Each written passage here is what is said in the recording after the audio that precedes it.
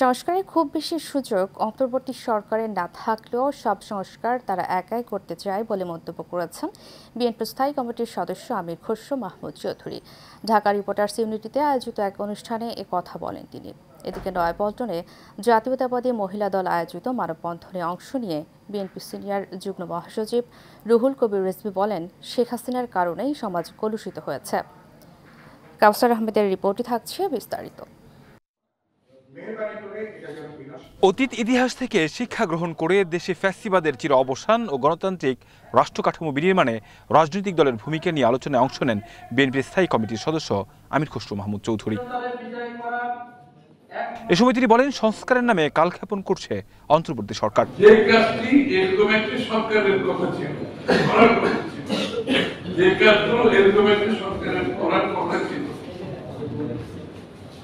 আগামী দিনগুলোতে স্বল্প মেয়াদে, মধ্য মেয়াদে, দীর্ঘমেয়াদে এখন আমাদের কাছে মনে হচ্ছে বর্তমান অন্তর্বর্তীকালীন সরকার তার সমস্ত দায়িত্ব একটা অন্তর্বর্তীকালীন সরকার, ইন্টেরিয়াম গভর্নমেন্ট, যেটা একটা ট্রানজিশনাল গভর্নমেন্ট, যেটা একটা বেকমের মাধ্যমে একটা নির্বাচিত সরকার, এই সরকার জনগণের আশা পূরণ করে তার হাতে তুলে দেওয়া।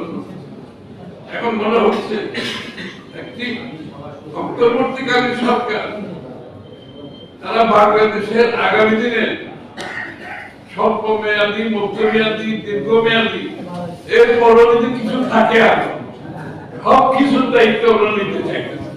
এদিকে আসিয়ার ধর্ষণকারীদের বিচার দাবিতে আয়োজিত মানববন্ধনে বিএনপির সিনিয়র যুগ্ম মহাসচিব রুহুল কবির রিজভী জানান, সমাজের কলুষিত অবস্থা দূর করতে প্রয়োজন নির্বাচন। আইন প্রয়োগকারী সংস্থারা তারা জানে তারা বিরোধী দলের উপর অন্যায় করলে পরে রেহাই পাওয়া যায়, সুতরাং তারা বেআইনি কাজ করতে কখনো দ্বিধা করেনি। এই যে অপরাধ আইন প্রয়োগকারী সংস্থারা করেছে, এর কারণে সামাজিক দুর্বৃত্তপনা, সামাজিক অপরাধ বৃদ্ধি পেয়েছে। বিএনপির 15 বছরের আন্দোলন আর জুলাইয়ের আন্দোলনকে আলাদা করা যাবে না বলেও জানান তিনি। কাউসার আহমেদ, এশিয়ান টেলিভিশন, ঢাকা।